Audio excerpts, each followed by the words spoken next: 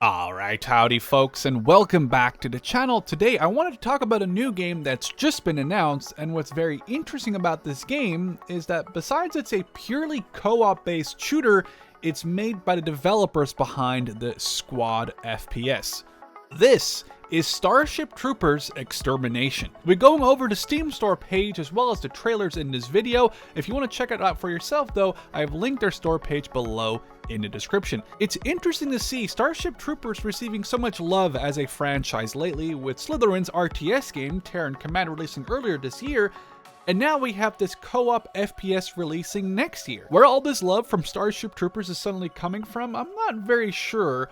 But as a person who loved Paul Verhoeven's original 1997 movie, I had a great time playing the Terran Command RTS earlier this year, which, by the way, still has a bunch of additional content in the pipeline, and now we have this FPS to look forward to as well. I'll let you watch one of their trailers, which includes some gameplay, and then we'll dive into some more of the details.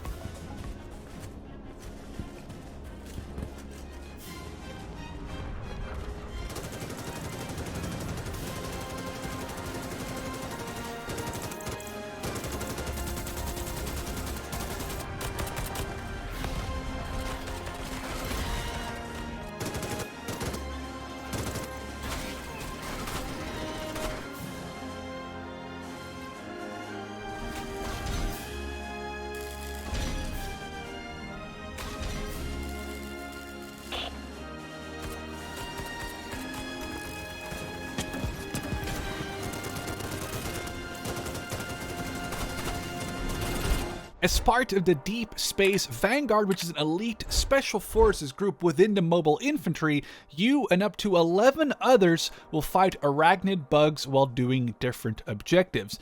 Each player will pick one of three classes, assault, support, or defense, to help the squad accomplish the mission. Though not much is known about these classes at the moment, a little bit of imagination would let us assume that, for example, the assault class will mostly be doing the up-close shooting, using shotguns and assault rifles or submachine guns, with the support class most likely having access to a sniper or marksman rifles, grenade launchers, and machine guns. And then finally, the defense class will probably be the class that can really build defenses such as walls, towers, ammo stations, and more, and these defenses are built using resources gathered during the gameplay. Each class will have a level-based upgrade system with new weapons, equipment, perks, and more being unlocked depending on your experience in playing that class. Initially, the game will launch with 5 bug types. The Warrior and Tiger bugs are familiar from Terran Command and are their frontline soldier, as well as the elite version of their regular bugs you are probably very familiar with. Gunners and Plasma Grenadiers are the more ranged bugs, with the Grenadier most likely having some sort of area of effect attack.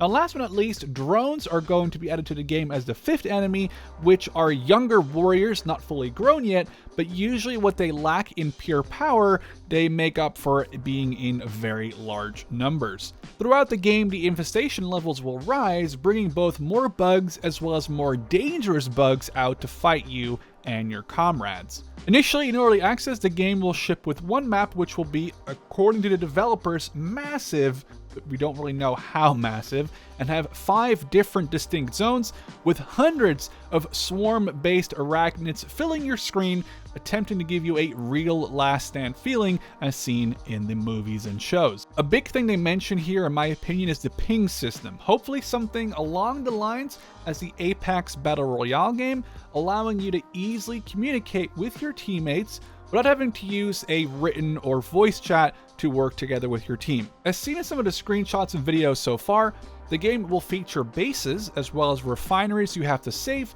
reinforce, and protect to be able to gather resources to use in the ongoing battle. Besides guarding human infrastructure, you will also be tasked with destroying bug hives and other side objectives throughout the mission. I really like the idea of being able to build a massive defensive position and then try to hold out against large waves of bug attacks, all in first person, very much like in the movies. The game will release in early access next year, and the developer's given a pretty detailed write-up of their vision for the game and its path to release on the store page. They aim to fully release the game after about 1 year of early access, and personally I'm just not a fan of games nowadays mostly releasing in early access, but I'm afraid it has become the norm and not so much the exception over the last few years. This early access will be constantly updated with new weapons, achievements, vehicles, weapon and armor skins, special call-in attacks, as well as new enemies, including boss battles.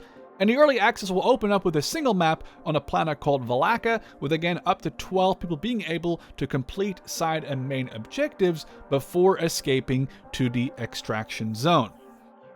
Their intent for the full release is to have multiple maps, or worlds as they call it, available for players to choose from, each one in need of being freed from the Arachnid Horde. Personally, I'm excited to see the squad developers work on something purely co-op based, and it will be interesting to see if their experience with AI-controlled enemies will at all make its way into Squad. Personally, I think Squad would be a really good platform for PvE content, similar to how many people, myself included, like to play Arma 3. A mod for Squad that sadly doesn't work anymore gave us a very quick and basic glimpse of what Squad with AI in a PvE setting could look like, and it was very promising. Maybe one day, through the development of the Starship Troopers shooter, we will see some AI added to Squad, or maybe we have to wait for Squad 2 to come out. We'll have to see. With that said though, I look forward to hopefully getting some hands-on time with this game soon. As a fan of Terran Command, this just feels like the perfect next step. Now, what do you think of this game? I'm somewhat worried about the 12-player limit they set, and I'm wondering how doable these battles would be with just say a squad of 4 or 6 of your friends, because not everyone is going to have 11 friends to play this game with all the time. Perhaps the game will automatically scale in difficulty according to the amount of players in the lobby, something we'll have to see down the line. I'm also interested in seeing how long the average game is supposed to last. This is like a drop-in, drop-out situation, or do you have to complete it with the people that you start to lobby with? Is the game 30 minutes, 60 minutes, 20 minutes? There's currently no real idea about that, but I'm hoping to get some more info on that in the near future. Now, again, I hope to bring you some gameplay of Starship Troopers Extermination in the future, but for now, I look forward to see what you guys think down in the comments below. Again, if you want to check out the game, it's linked down in the description below. I hope to see you in the next one.